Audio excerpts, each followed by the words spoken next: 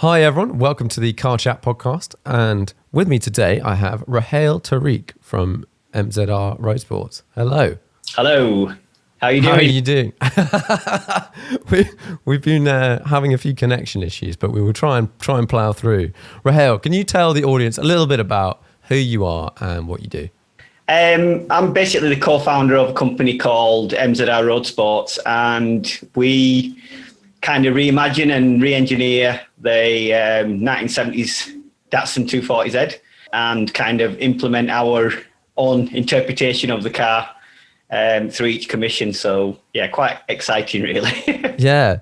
But before we even start down this route, Datsun versus Nissan, where they're the same car, but is it like different regions or something like that? No, it's the same company. I mean, you're going to try and catch me out here on the historic. I don't know the answer. But literally, barring the Datsun badge, all the parts that are on there, even the engine, the valve cover, and it's all Nissan. So I think it was the transition of so the same company. Whether it was a rebrand or honestly, you'd have to. Is it just America? Yeah, I think it was just. On the peripheral of the change from Datsun to Nissan, and thus you've got a combination of different brands on the car, but a lot of the parts are actually stamped Nissan originally from factory. And are yours? Are some of them Nissans and some of them Datsuns? No, they're all Datsuns. They're all Datsuns. They're kind of universally known as the Datsun 240. And then you just add the MZR at the end of ours. Yeah. So where did this all begin? Where did the idea come from? What did you do before as well? Historically, I mean, we've always been in the car trade as a family. We started off in Lancashire, which is the next county on in north of the UK, supplying car parts to garages. So we've always had the car sort of DNA has always been in there, and then I ran a normal garage before that, and then I kind of veered off into the food industry, but always kept my sort of toes in the water with with the classic cars, and because me, my dad, my brother, it's kind of my brother-in-law, we're all heavily into sort of the car scene in one form or the other, and we've always been involved with cars, and then this was never planned. It kind of happened very organically, if I'm honest with you. And then, so how did you pick the car? What made you think, let's do some 240Zs? I've told this story so many times. I bet people are bored of listening to it. I've not heard it. So basically, I actually had no affiliation with the Datsun 240. It's not like my dad had one or, my uncle had one and I grew up with it. I've got, honestly, this absolutely from childhood, no affiliation whatsoever. I was in probably my early, late 20s, early 30s. And it was a Octane magazine. And I was just looking through the Octane magazine and I saw this, it was just a company that was advertising the services as a Z specialist. And it was just this side profile of the car, and it was a race car, so it was kind of beefed up. And I just thought it just looked so cool. And I thought, how did I not know about this car before? And then that kind of planted the seed, and I did a little bit more sort of homework on it. And I think the fact that they sold very few in UK kind of added to its rarity, and thus the reason I didn't know much about it. So that was the seed that was planted. And then I think maybe 6 years later, I actually plucked the courage and I bought one. Nice. And then was it just did you initially think, this is going to be a business, I'm going to do these for other people, or was it just a project for you? No, absolutely not. I mean, it was everything, like kind of luck and timing is such a big part of life, isn't it?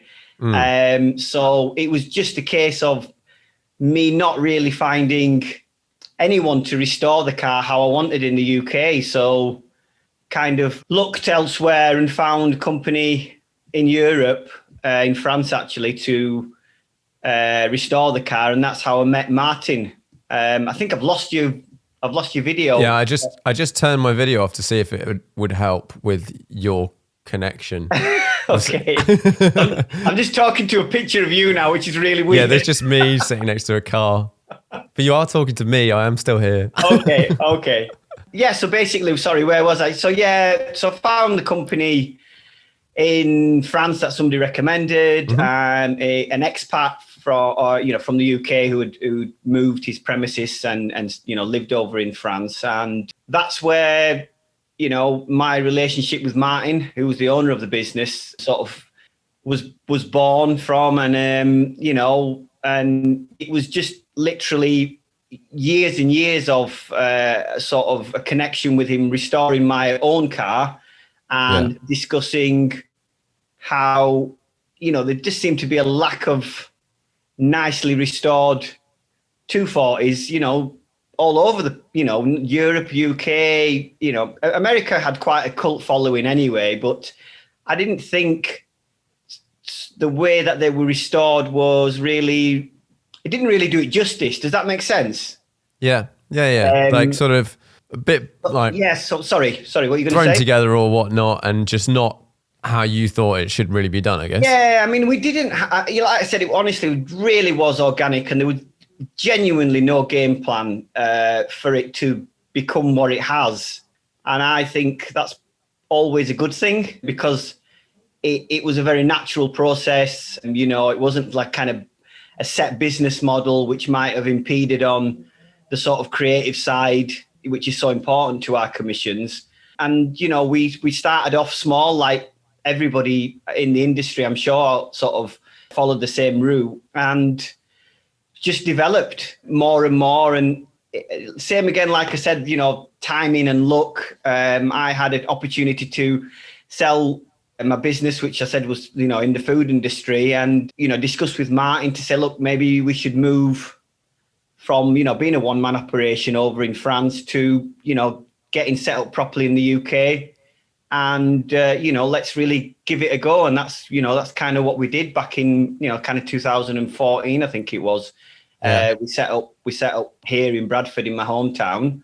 And, sometimes I still can't believe how quickly things have progressed and where we are as a brand and as a business. And, just the fact that you want to talk to us, and, we must be doing something right and something interesting. So it's pretty unreal, really. We kind of living the dream. It doesn't feel like that day to day, but it kind of, if you step back and look at things holistically, it's like, wow, it's amazing how quickly we've come on, and that's only with the support of, the audience and the clients who had belief in us to, create the machines that we do, that we're creating, really. Yeah, because I think it's funny, isn't it? Everyone else has this image of a company, a brand, and it's the image that they see, whether it's a finished car or a lovely documentary or something, and that's the sort of image everyone has. Whereas, like, in reality, there's a lot of like day-to-day hard work that needs to go in on the cars, doing all the sorts of stuff, whatever, the workshop, and that is what the business is like. But there's this image that everyone just sees the end result, I guess. Yeah, I mean, but that's the nature of business, isn't it? I mean, you can walk from your, fancy restaurant table into the kitchen, and that's when, you see the hectic sort of clattering the plates, and the chefs, but it's what food is presented to them on the table. So it's kind of the same thing with us, is, the day-to-day is every business has it, staff and suppliers and, problem solving. And like I said, every process, I'm sure, has its own ups and downs and stuff. And these are hand-built cars, and, when you're not fitting off the shelf parts like we are, there's always adjustments, and there's always lots and lots of conversations. But that's all part of it, isn't it? That's where the passion, either you get dragged down with it, or the end vision and the passion is the thing that drives you through the harder days. And once you finish the car, you kind of get, it all makes sense. And everybody's got that sort of experience now within the staff, that there'll be some days, even weeks, where you just think, we just don't seem to be getting as far on as what we should be. But it's just the nature of the industry. I think anybody who does the sort of resto mod or even restoration, standard restoration, it's a difficult process. And I'll always say, if it was easy, everybody would be doing it. Yeah, yeah. What's been some of the hardest things over the years, or like some of the biggest struggles or things to get over that you didn't necessarily expect? Or I think initially, before we became sort of a bit more established, I always feel that the 240 was very undervalued.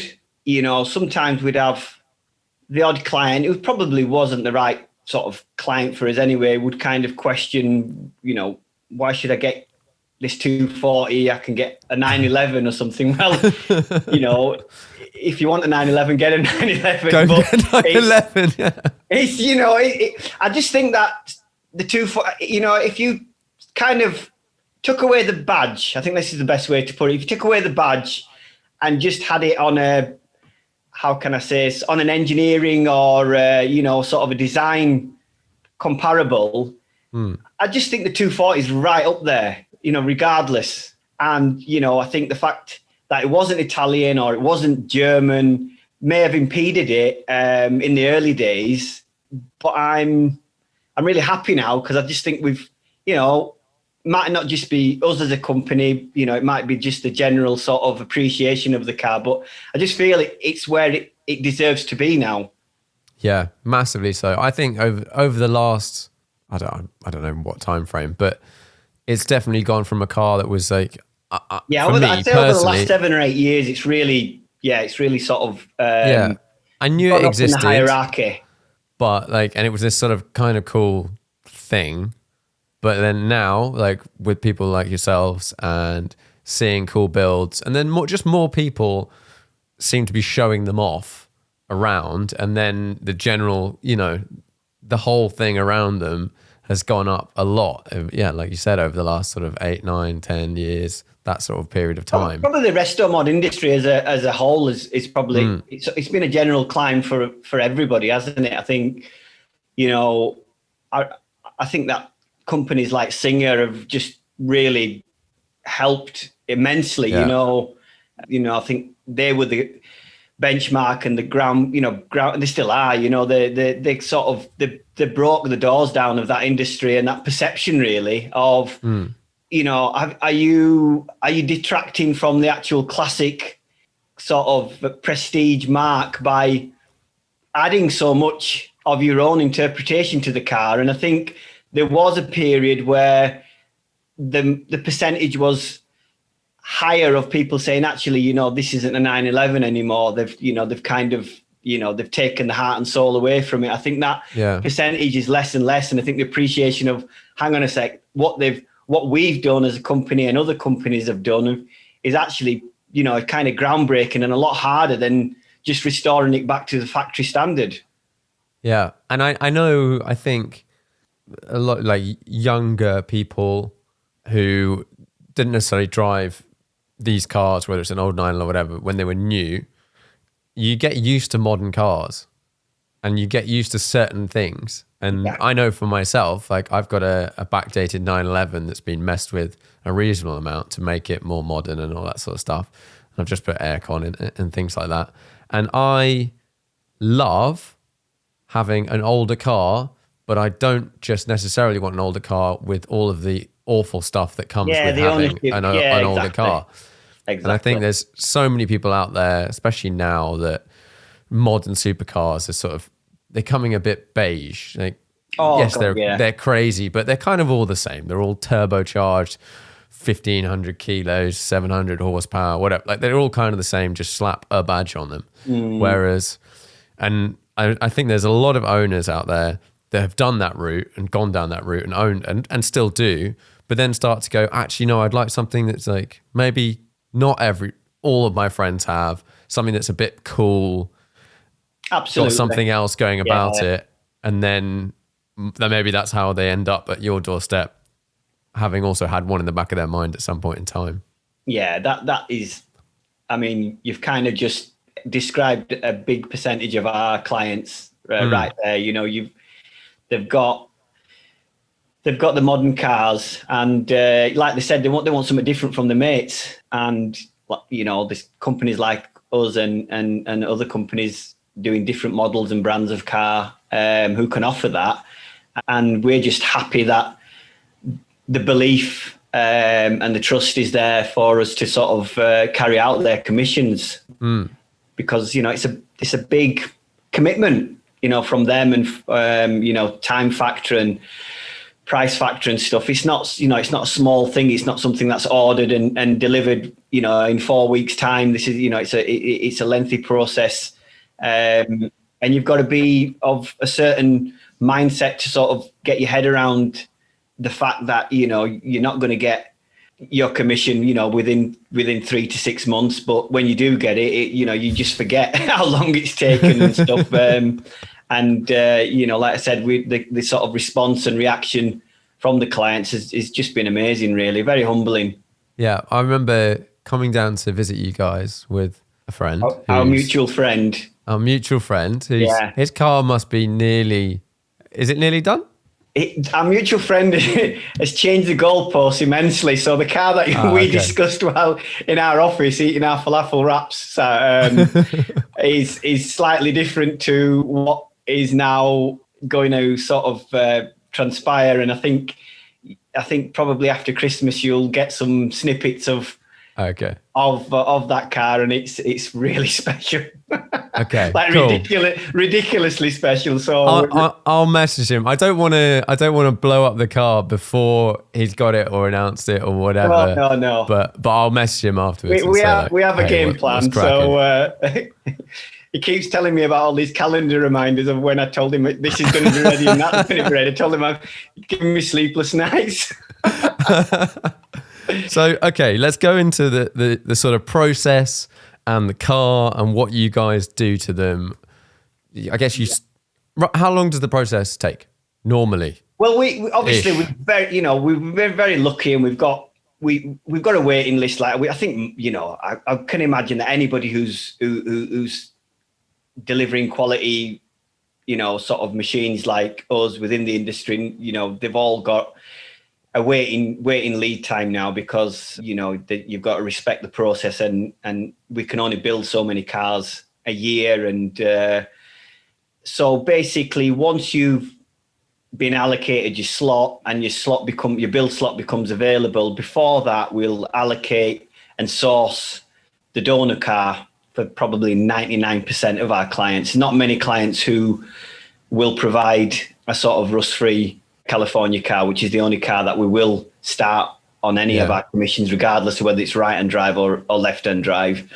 So we'll get that back to bare metal, we'll get that epoxy coated and treated, and that'll be waiting in the queue then for its build slot. And then it's once you actually start the build, it's about 8 to 10 months. The 8 to 10 months is quite a reasonable amount of time that we allocate, because obviously at the end of the builds as well, we've got a lot of road testing and miles to put on the car as well. Make sure everything's as it should be before we let the client take delivery of the car. But then again, you've got, we've had COVID and that's been a real sort of a real hurdle, not necessarily from us directly, but supply wise and services that we rely on have been affected, and they still are affected, unfortunately.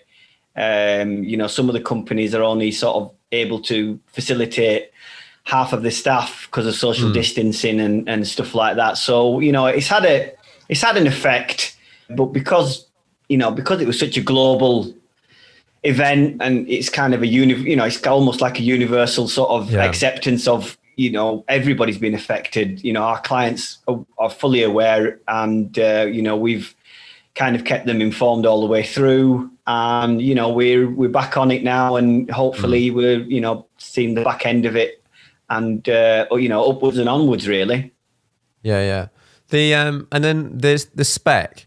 Is that an evolving thing throughout the build, where there's certain dates that you have to have picked, like whether it's exterior color or what seats or we try? Yeah, to be honest, that really needs to be as color wise. Obviously, that can be closer to sort of once fabrication starts. We need to know where we're at with that, but the spec needs to be sort of it kind of needs to be finalized fairly early doors, because it has a bearing on, be surprised of how much it does have a bearing on, different finishes, different anodized finishes, different suppliers that we might need to use if we're going outside of the range of the sort of normal range of stuff that we're doing.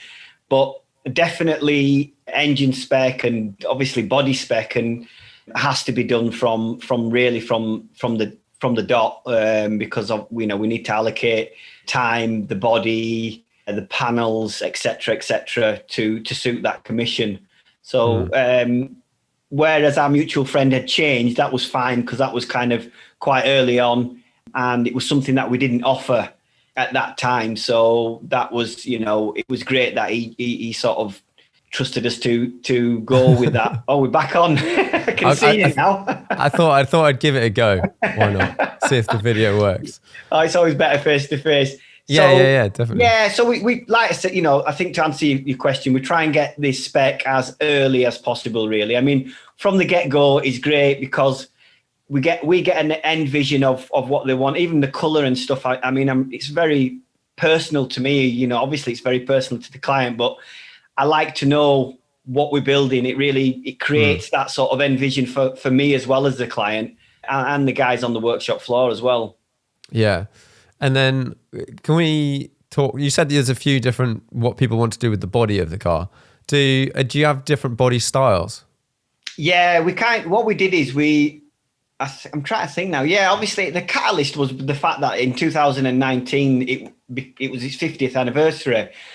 So I thought, right, I really want to do something. I kind of knew we weren't going to do anything within the year of, I think it was the end of 2019, the 50th anniversary, but I wanted to do something to commemorate that, and something that would be there, the longevity, the sort of remembrance of the 50th anniversary. And I was just thinking, what could I do? And I went through different scenarios of, different badges, and I thought, no, I need to do something really, really important here. And so me and Martin discussed of creating, sort of a bespoke body, which wasn't easy. There was a lot of development to go into that, but, we went with it anyway. And thankfully our clients really we showed them some early designs, and they really jumped on board. So we have basically at the moment, we've got the standard body, which we call the sport design. And then we have the MZR 50, which is a bespoke body, which is slightly more aggressive and curvy and muscular, but tasteful, we hope. Yeah. And if you just sort of you have redesigned it, we have here and there, everywhere, and shaped it. We've kind of, without, I don't want to spill the beans too early with our mutual friend's car, but yeah, we've just kind of taken it one step further. I've got an idea of what he might have done. But anyway, we'll find out. We've got two bodies to answer your question at the moment. Yeah. No, it looks cool. I'm on your website at the moment, just having a look at the 50th. So when you let's run through. Can we run through the base car and then things that have changed, or things that you changed from what obviously the donor car doesn't? Oh, you mean like a factory car? Anymore. Yeah, like a factory standard car versus things you change. Car. So, oh gosh, right. I've got a list of items, and you can tell me what you've done, and then if we've got anything else. Oh, you've got the list. No, I've just got a list of general things, so like spec type stuff. Okay. And then we can run through. Cool. All the nitty gritty things, but like engine. So the engines we've got, we've introduced for the first time. We've introduced a non-240 engine. The engine of the 240 is called the L series. Now we've got different variations of that, where we bore them out. So the capacity goes from 2.8 to 2.9 to 3 litre. We're doing an evolution version of the L series, the original engine, which is 3.2. All quite high spec and big BHP, ranging from sort of 240 to 325, 330. Mm-hmm. And then we have introduced for the evolution, don't want to complicate you, but we've got an evolution package which mates with the MZR 50, and that has a double overhead cam Nissan naturally aspirated engine, which is the first time we've veered away from the original engine. Yeah. I think I remember I was talking about this. I think you were looking at this or in the process of doing this when I visited. And that's obviously a lot more power. It took. I had to persuade myself. It took a long time for me to get my head around changing something as drastic as that. But as we talked more and more, and we looked into the design and the aesthetics and how the engine bay would look, and it's going to be nice. It's going to be a special engine. It's going to look great, and it's still a Nissan. So I think we, kind of still keeping within the sort of family of the car, and it sits well with me now. Yeah, and then I guess you get a bit more tech as well with that engine. Yeah. Obviously, it's double overhead cam and variable valve. Yeah, it's got variable cam, and it's just a bigger displacement and bigger BHP. So there's a lot of re-engineering involved, which we've kind of crossed the T's and dotted the I's now. So hopefully you'll be seeing some of that early next year. So next year should be a good year.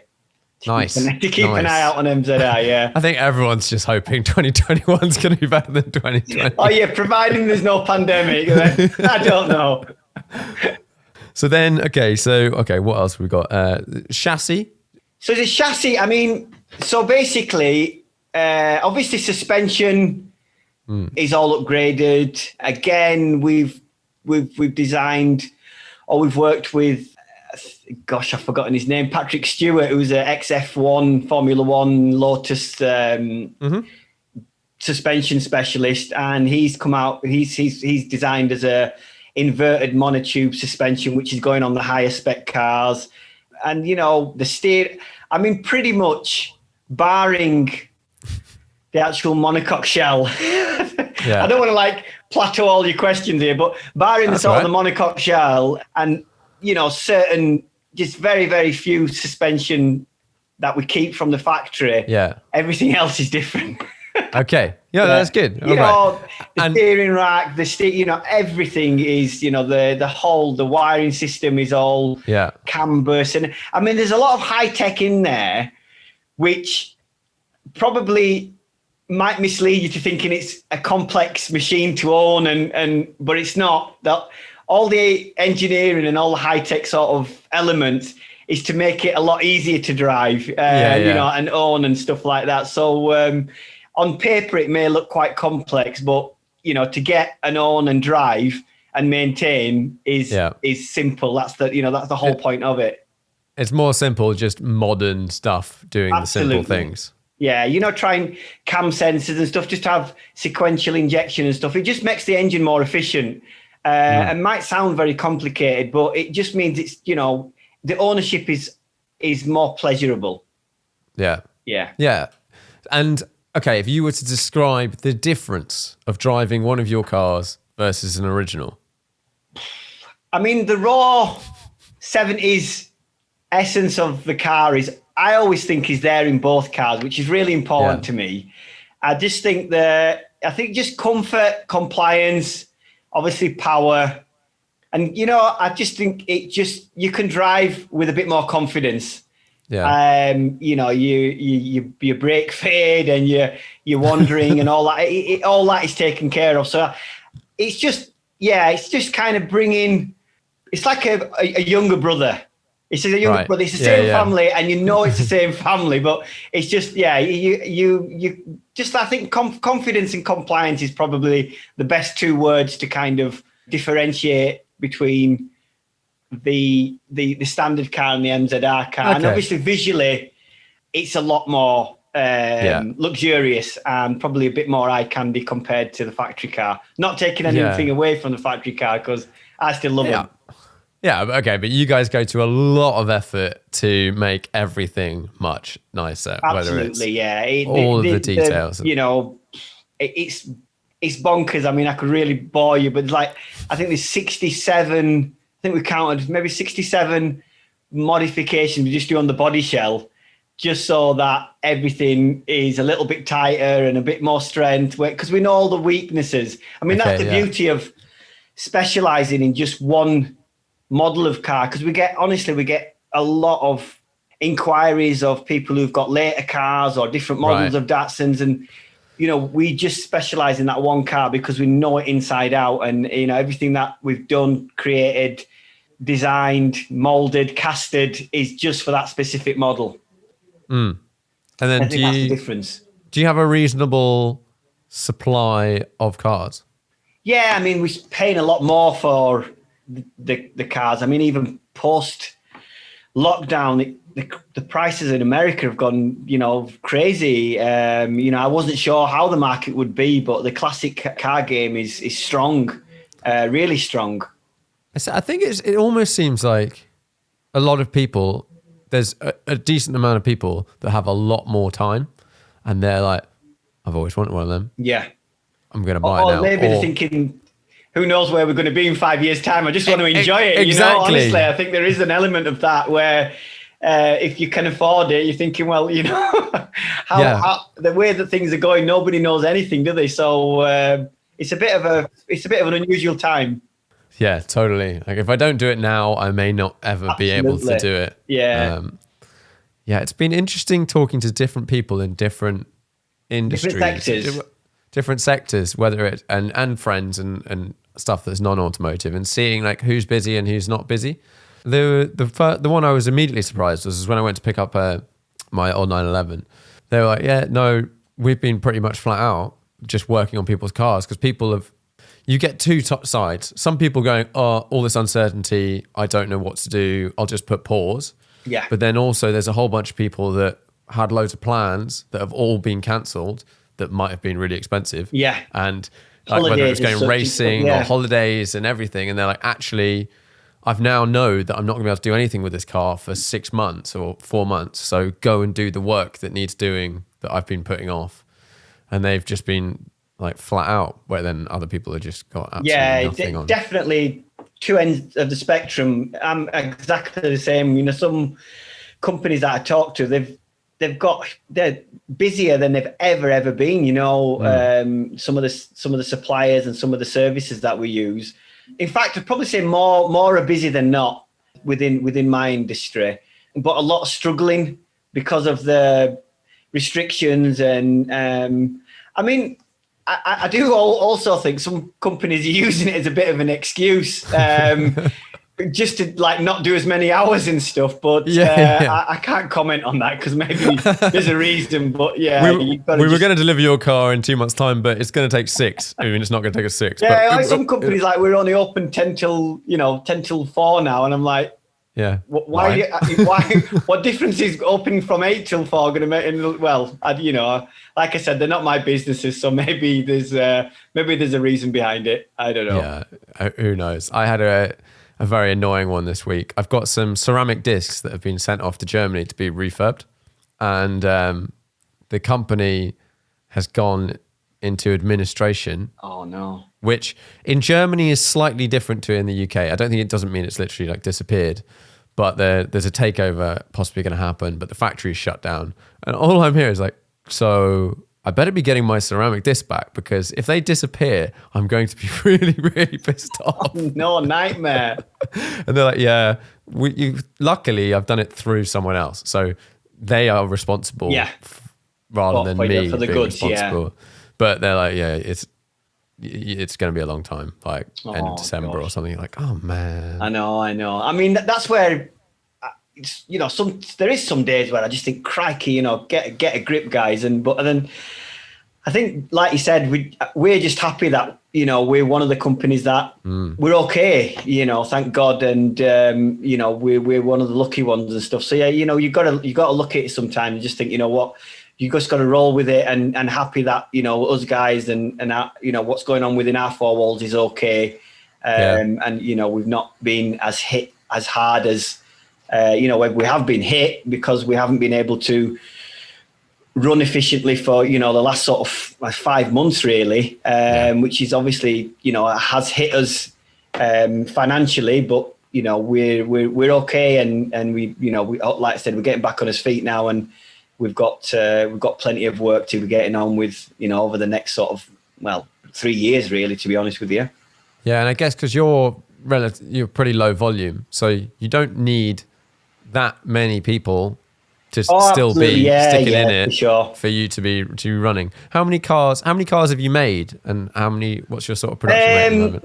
We aim to build about 8 cars a year. There were a couple of years where that was 2016, 2017, a heck of a lot of development work was going on, which obviously had a bearing on the actual cars that we produced and stuff. So now I kind of split it here, because in the early days, when we ran things from France, we've supplied and built a lot of cars, but I wouldn't really class them as MZR cars because they didn't have our bespoke sort of elements to that. And that only really started coming into fruition from really 2018. So, there's probably, 9 or 10 cars out there, which I would class as full-on MZR cars. Obviously, a lot more to come. But there's a lot of other cars that we've done commissions on, which, lovely cars in France and Switzerland and mainly in Europe, which are out there. But you probably wouldn't class them as full, MZR Roadsport distinctive cars.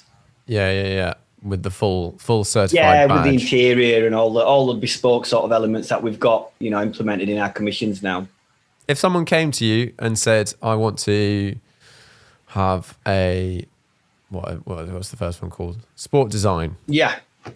It would be a couple of years, but how much cash? Although I guess that varies depending on what they want to do. It depends on, obviously, firstly, have you got a car to supply, or do we need to source the base car? Then it would be, which engine size you would want. And I think the beauty of what we've done is we've tried to make it easy for the client, because everybody learns a lot of companies, and we're not the exception. You kind of learn the hard way, where if you don't have the perimeters, the builds, you just pull left, right, and center. So you've got one guy wanting, these seats and these wheels and this brakes, and you're constantly readjusting and sort of thinking every commission. So now what we've done with the sport design is, you've got your engine choice, you've got your suspension choice, and then you've got your scheme, your colours, and your materials and your colours and stuff. So that's literally what will determine the price of all the commissions, to be honest. What's base price?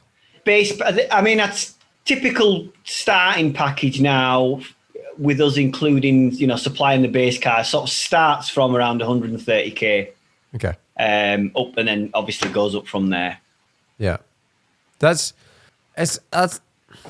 bloody good value for money. I think that's what you're going to say. I think it really is actually. For something that's completely bespoke, made for you on something that's a bit different. Like that seems perfectly reasonable. Like it's very often you talk to someone and they're like, "Oh yeah, what do you do? Oh, I make a 911. How much is it?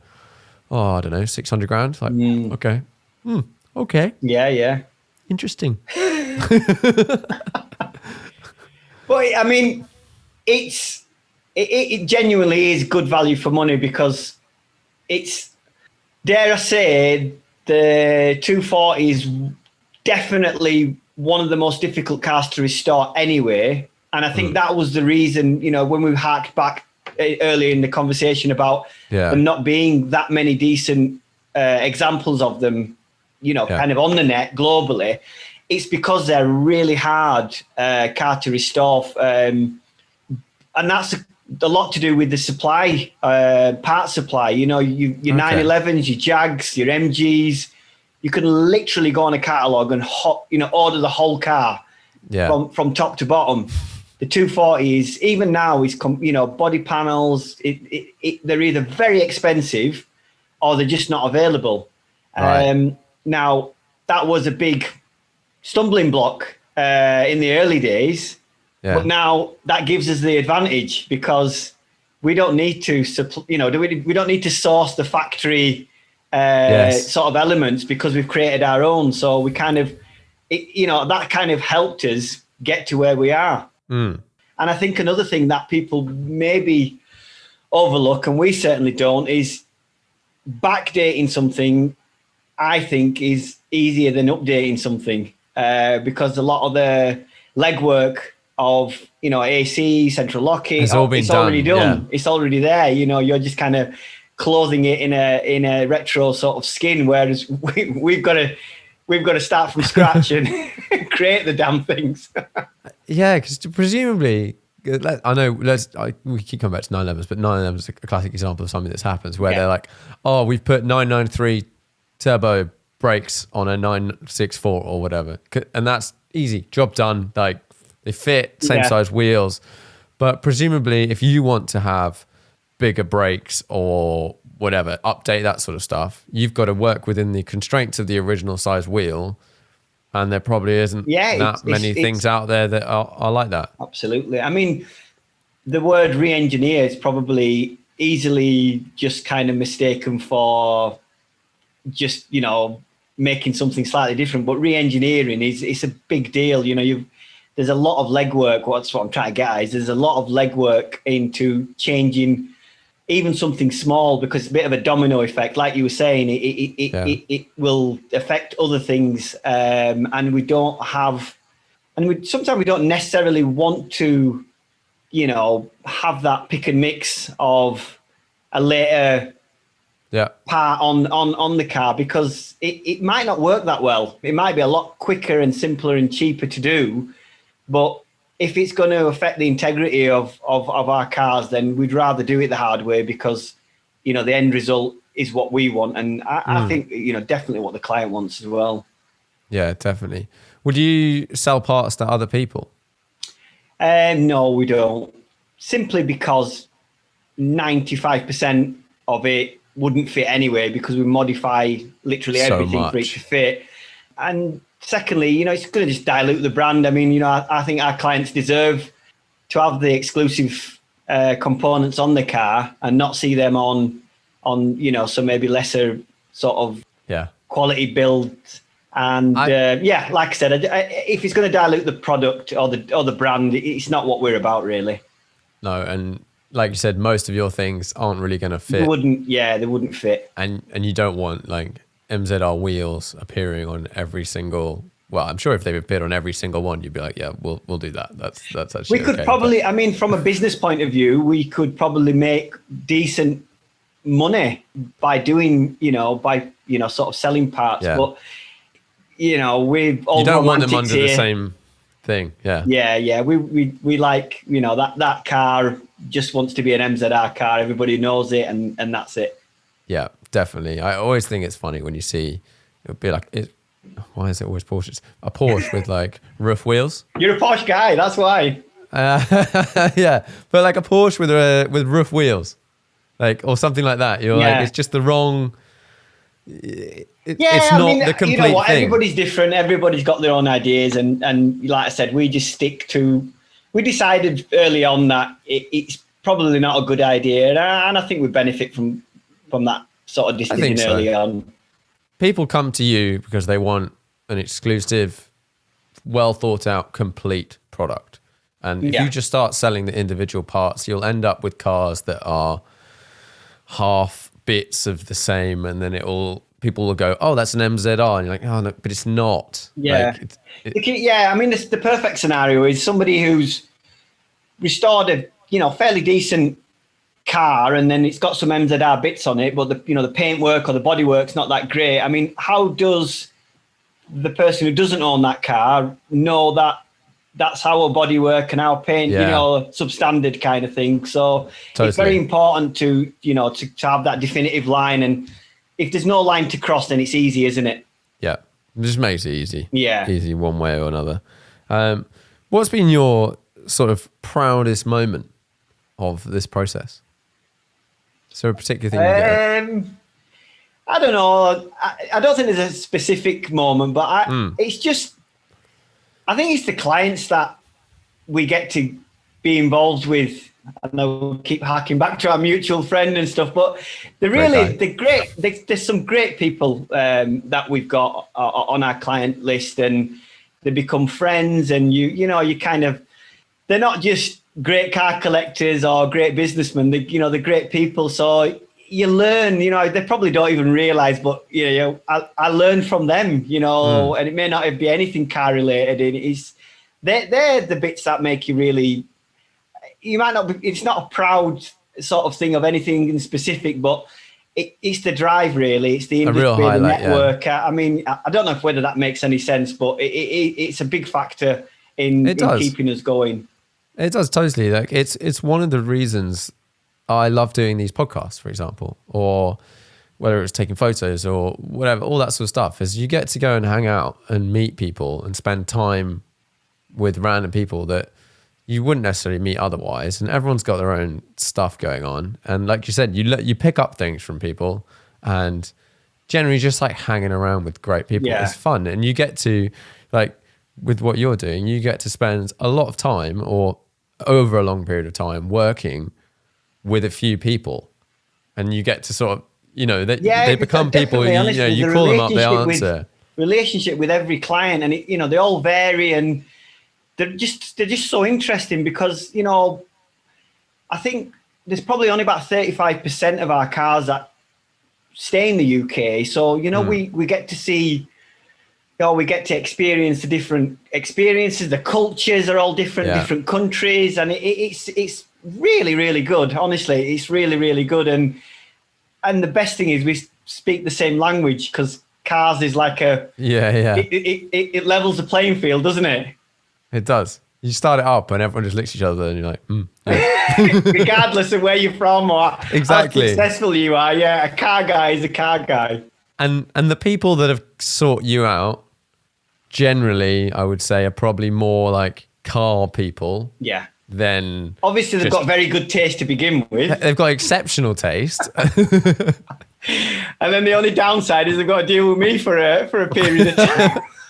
They get to do a great tour of the UK when they come visit you. Absolutely. But no, I mean, it's brilliant. I mean, it's every client is different, and every sort of the dialogue is unique with each client as well, from the beginning to how till we get to the sort of final spec of the car. That's always a different journey, and it is very interesting, very, very interesting. And I'd like to think that as we've developed as a business, I've developed as a person as well, and so have my staff. Because they get to meet a lot of the clients when they, if they fly over and give us a visit and stuff. So it's a really it's a very interesting industry, that's for sure. Yeah, it's cool. Are you going to do at some point? You may have already done it. I don't know. A MZR Roadsports road trip and try and get a bunch of owners together. We haven't done that. You should do it. We should do that. Yeah. Like if it's a European possible, trip or something. Yeah. But the problem is like they're literally. I mean, it's literally. There's not that many cars in Europe. It's like Hong Kong. They're like literally like corner of each world. So I think coordinating that would be it'd be a challenge. I think it's one to aim for. Like at some point, I think it'll be mega. We could definitely get a handful of cars between UK and Europe together. That would be really cool. And you know what the best, other than getting to hang out with everyone, is you can come up with some new upgrades, and then you just bring the new car along the road trip and be like, a bit of free promo. I've got to have those bits on my car. I've heard this story a lot of times, but also those trips are amazing, and then the owners get to meet the other people that are in the same thing. And you know what? It's really good eye candy as well. Exactly. Brilliant. I also love the photography side of this industry. It's so creative, and it really changes the format it makes a transition from automotive engineering to almost like art, isn't it? The way that you present and the way that you portray, and Instagram has been phenomenal for MZR. I really did no idea of how much of a great tool and a great networking sort of platform that was, and that again has been an organic thing, and it's really it's helped us as a business, and it's helped us kind of get our product out there globally. Have you had? I'm guessing you probably have. You like customers come to you through Instagram? Yeah, 100%. Either a lot of them have mentioned, I've been following you on social media, so it would either be Instagram or Facebook. And then, again, we've been really lucky with, things like this and Petrolicious and Evo magazine and Top Gear. And, there's businesses out there that spend millions on advertising, and we haven't spent a penny. They've been knocking on our door, which is again humbling, but it's because you make cool good cars, content, isn't it? Yeah, that's it. Like, if you make something cool, people will come to you and say, absolutely, can we do something with it? If you make something that's kind of fundamentally boring, you have to go to other people and they're like, I don't want to do it. So then you've got to pay them. And then they still don't want to do it. I realized quite quickly that, these magazines and sort of media companies, it's a bigger machine to turn, isn't it? To keep coming out with new content. And yeah, I think you hit the nail on the head earlier as well, Sam, which, I fully agree with you that, I'm definitely no expert on the modern cars, and our mutual friend often takes the mick out of me because my knowledge is that poor, but there is definitely a pool of oneness. They are all amazing machines and they're all very fast, and like you said, they're all of a certain weight, and the technology behind them and the build quality and everything is top.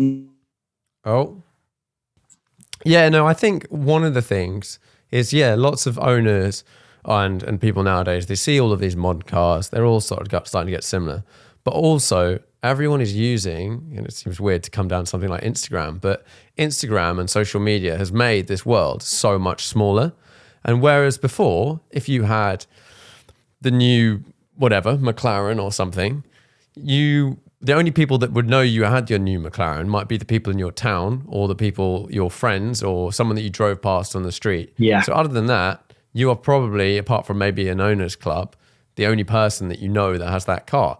Whereas now with social media, if you have a LaFerrari and you think you're the big dog and you find out there's like 100 people with LaFerrari Apertas and 15 Koenigsegg's and like all of the Veyrons, and they're there on your phone in front of you every day, you're like, oh, hang on a minute. My special car is slightly less special because now I've seen all of the other ones. Yeah. And then people want something that's a bit different. Absolutely. Yeah, absolutely. And I think Instagram, it is quite a narcissistic world that we live in, and it probably does benefit us.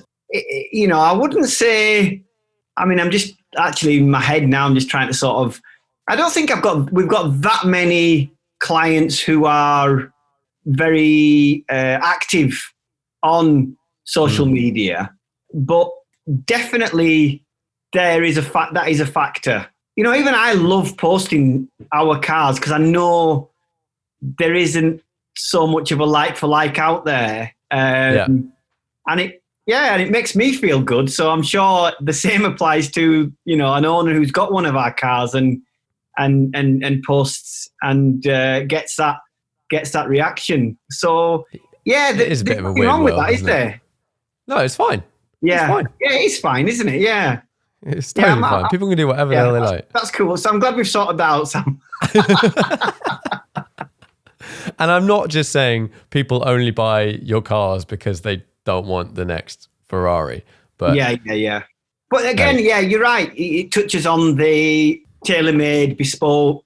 Yes. You can't go into a showroom and order one, can you? You can't. You've got to. You've got to see me, unfortunately, if you want one of these cars. Got to have some Zoom calls with a slightly. I think I've worked out the weak link in MZR through this conversation. I think we just need to. I think I need to stand down and get somebody who knows what they're doing. Well, I keep coming back for more, so apparently it's quite effective. So good. I think you're doing all right. Right. Well, I normally wrap these up with 5 questions. Oh gosh. Are you ready? I'm ready. As ready as you're ever going to be. Yeah. First question. Do you have a most memorable driving trip or journey? I really enjoyed the video that we did for Supercar Driver in Wales because it was just the hottest weekend ever. And it was just, such a scenic. Wales is just phenomenal. I also think England won 6-1 as well the same day. So it was, a really good day all round. So that's memorable. Yeah. Really enjoyed that. Nice. It is great, isn't it? Just get like middle of nowhere-ish, nice car, cool roads. I was with, that didn't come up on the video, but we had like GT3s in tow, and there was about 5 or 6 Porsches. It were really, really great. Keeping up with them was one thing, but what I loved is when we parked up. I think we parked up at I don't know whether it was a cafe or like a pub, and like what we were coming back to before again is more people walked up to my car than they did of the cars that, and there were some pretty special Porsches out there because it's different, isn't it? That's it, and it's not something like if someone turns up with a GT3 or something like that, you're like, yeah, cool car, but I've seen like 500 million GT3s, so I've not seen an MZR like. Yeah, and the thing is as well, especially in the UK, they're sold in such low numbers when they were available new that not only is it a really nice looking sort of sports car, classic sports car, but it's also a car that they don't know what model it is. They don't, that's the interest, that's the curiosity that draws them even more. Yeah, and then because I guess initially for a lot of people it'd be like, what is that? Like, that's what is genuinely that? The like, first. Just don't even know what it is. Yeah, and I think because it kind of takes elements of Porsche and Ferrari, and it's kind of got a little bit of everything in sort of the aesthetics of the car. People are guessing, especially because our cars don't come with the Datsun badges or emblems on there. So they kind of guess, and is it a Porsche? Is it a Ferrari? Is it and we kind of say it's a Datsun. They're like, really? It's a bit different to the Bluebird I remember, or the Datsun Sunny I remember back in the 80s. And again, that sparks a conversation, and it's all very interesting, really. Yeah, and then I guess as you get closer to the car, you start you start noticing the details, and then you realise you're like, hang on a minute. Yeah, there's this a lot is something more going really, on here absolutely. Yeah, when they poke their head through the window and see the interior, and then if you ever pop the bonnet, they often think it's like a modern engine, because obviously it's got the individual throttle bodies and the coil-on plugs and stuff, and it's certainly a surprise for them for sure. Very cool. Right, second question. 5-car garage, unlimited value. Oh, this is so hard. No, that's ridiculous. You can't just. That is a ridiculous question. That's like asking me whether I love my son or my daughter more. Gosh, 5-car garage. Definitely. Gosh, I might be a bit rubbish at this, but definitely Ferrari 550. When that came out, it was such a gentleman's carriage. I knew it would age well, and it has. Yeah. Front engine. Yeah, it ticks V12, a lot of boxes. GT, great thing. Yeah, really, really cool car. Probably one that you might not think would come out of my mouth is the Z3M Coupe. Red van. Yeah, love that car. It's muscly. It's just like a little bicep on wheels, and I think it's something you could drive all year round. So yeah, that's number 2. Yeah. Obviously, an MZR Evolution. I mean, that's obviously number 1. Are we allowed to include that, or does it have to be 5 different cars? I think you'd be silly not to. Yeah, so that's number 3. And what would you go for? You go for the latest, greatest. Yeah, it'd have to be the Evolution that's coming out. It'd have to be with the newer engine. It'd have to be the creme de la creme. And so that's 3. Number 4 would be, why not? Let's have a Singer in there. Singer 911. Why? I'll be honest, I'm definitely no Porsche geek, but you got to take your hat off and give credit where it's due. Pretty cool car. So that's 4, and number 5. Would you have something like full on bonkers? Full on bonkers. Like, I don't know, some crazy hypercar or something. Okay. It would be, do you know what? It's not crazy, but somewhat like the Ferrari F40. You know what it is? I know it's got to be iconic.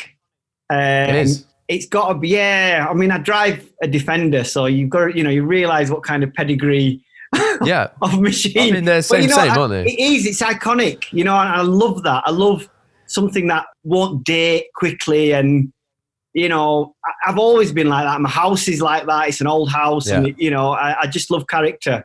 I love the vintage factor and the retro factor. So, unfortunately, you're not going to get anything newer than that. That's a good choice. Yeah. Like, yeah. Great car. Next question. Okay. If you could only drive one car for the rest of your life, what would it be? Oh gosh. Right. It's a slightly loaded question, I guess. I can't be cheesy here. So if I was going to have one car, it's going to have to be a family car. Well, okay, you're allowed a £500 something on the side. Okay. If it was going to be every day, I think honestly the Ferrari 550. I love that car. I really, Oh, it is. Yeah. Perfect. Cool. Sweet. Would you get a manual? Are they all manual? They're not all manual, I think I'd get it. It would be a manual, and it'd be silver. I don't know what color leather I'd go for, but yeah, the silver is the color.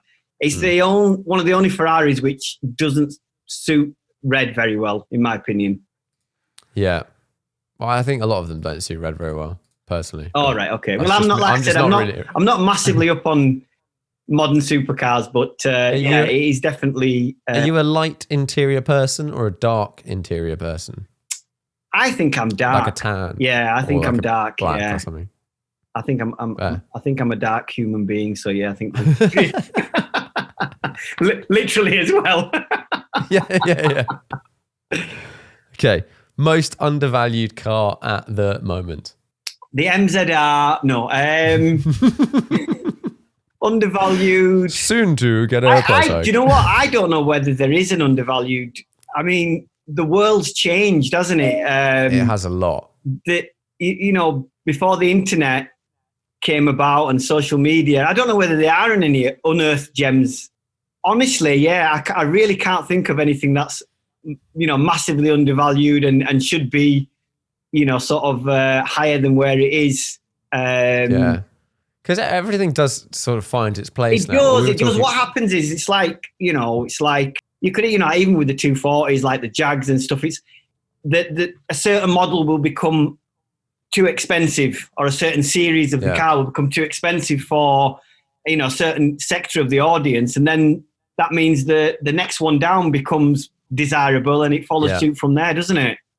Yeah, that's always happened. I was walking down a high street the other day, and I was just looking at an antique shop or something. And I was thinking, it's a shame, because there is no way you'll be able to go into a shop like that nowadays, pretty much, and find a genuine bargain. Yeah. Because everyone's got the internet. The world's a window, isn't it? Yeah. Like, you're not going to find that item that's like, oh yeah, because got an Google, absolute steal. all you need to do is Google it, and you'll find the worth of how much the general price or the general sort of value of that item or car or whatever it is is what it's worth. So it is very, very rare. What's the most interesting car to you at the moment? Gosh, that is a question. What's the most interesting car for me? This is going to sound bonkers, but honestly, what we're doing in the next 2 years is easily the most interesting thing that I can think of in my automotive sector. Honestly, I wish I could press fast forward, because, for all the plaudits and sort of appreciation of what we've done so far, I'm really, really interested to see what people make of the next generation of the MZR cars, and proof is in the pudding, really, to see whether it's whether we've ticked the boxes or we haven't. So because you've got to keep pushing that envelope, you've got to keep pushing the boundaries. We do, and it's probably not even a good business model to do something like that, because the best thing you can do is standardize something, keep at it, and things get cheaper and quicker and more efficient. But from a creative point of view, it's not what we're about, really. As long as we can cover as long as we can keep the wheel turning, we're happy just to keep trying to think of new ideas and see where we can go as a company, as a brand, and as a sort of automotive builder. Yeah. And that is like I've had a similar sort of answer from a few people that make their own stuff, and I think that is the best answer to that question. Yeah, it's the most honest answer. If you're in the car industry, it's because we live, every day is, I'm one of those guys. I just can't switch off. I go home and I'm constantly the cogs in up here are turning, and I'm always having a zillion conversations with Martin and with the lads on the workshop floor on what do you think of this idea, and what do you think this looks like, or how would this work, and I'm sure that is the drive in most people who were involved in this sort of resto mod and re-engineering industry. No, and it's that's all you want, like meeting people like yourself that are really excited about what you're doing. That's what it's all about. Yeah, like, it is. If you're not excited about it, how the hell's anyone else going to get excited about it? Exactly. Yeah, exactly. And like I was saying before, being blessed with such good friends and clients as well, is I get to sort of within reason, I'll bounce some ideas off with them, and say, what do you think? How do you think this looks? And, do you think this would work? And, it's good to get feedback from everybody, and then take a view on that and decide what we should go with and why. Yeah. And I think it's the most important people for you and your business are your current customers and then future customers. But customers, the people that have found you so far and have put their money towards you, their opinion probably matters, the most of like random people. You could just ask, what does the internet think? And you might get a general feeling. But if no one's actually going to stump up the cash for what you're doing for whatever reason, then it's kind of pointless. Like you just got to find those people. Definitely. I mean, it is such a niche industry and such a niche market and such a niche audience. You're absolutely right. They're the guys who, who've had the vision to sort of jump on board with what we are doing as a sort of business and how we are evolving and stuff. So, their opinions, sure, they're definitely well within their rights to be in our think tank. Yeah, definitely. But yeah, at the end of the day, it's your baby, it's your car, and like people buy it because of what you've created. Yeah, not just me, but the team. And your team. Yeah, as MZR, definitely. I'm just the ugly mug that most people get to see. But there's a lot of brainstorming going on, and there's a lot of ideas that I've been told are crap.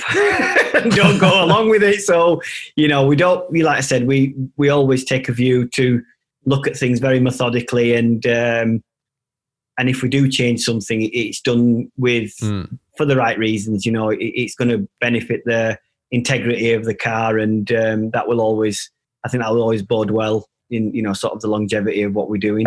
Yeah, totally. Cool. I don't know. You've obviously got a little notification there. Oh, sorry, can you hear that? Yeah. I'm using somebody else's laptop, so I'm blaming them. That's all right. Well, we've struggled through the various technical issues, and we've made it. The biggest technical issue is this guy here who is, I'm pretty good at what we do building the cars, but when it comes to technology with laptops, PCs, and all this palaver, I'm about as antiquated as our cars, I'm afraid. Bang up to date then. Yeah, with a modern cool. Well, thanks very much for coming on the podcast. Oh, I've really enjoyed it, Sam. Thank you so much. Sweet. Okay. Yeah, cheers. See you later. Bye.